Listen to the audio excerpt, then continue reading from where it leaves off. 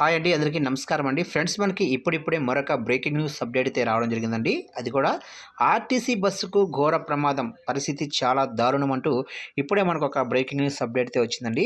అయితే ఇందుకు సంబంధించిన పూర్తి వివరాలు అయితే మన వీడియోలో తెలుసుకుందామండి. ఎక్కడ జరిగింది ఏంటి అనేది వీడియో మాత్రం ఎక్కడా స్కిప్ చేయకుండా చూడండి ఫ్రెండ్స్. అప్పుడే మనకి పూర్తి సమాచారం అయితే తెలుస్తుంది. ఇక లేట్ చేయకుండా వివరాల్లోకి అయితే వెళ్ళిపోదాము.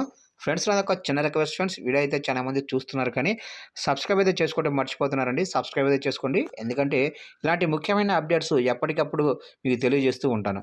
లేట్ చేయకుండా టాపిక్లోకి వెళ్ళిపోదాము. ఇక ఆర్టీసీ బస్సును ఆయిల్ ట్యాంకర్ ఢీకొన్న ఘటన భద్రాద్రి కొత్తగూడెం జిల్లా సత్తుపల్లి మండలం కిస్టారం సమీపంలో చోటు చేసుకుంది.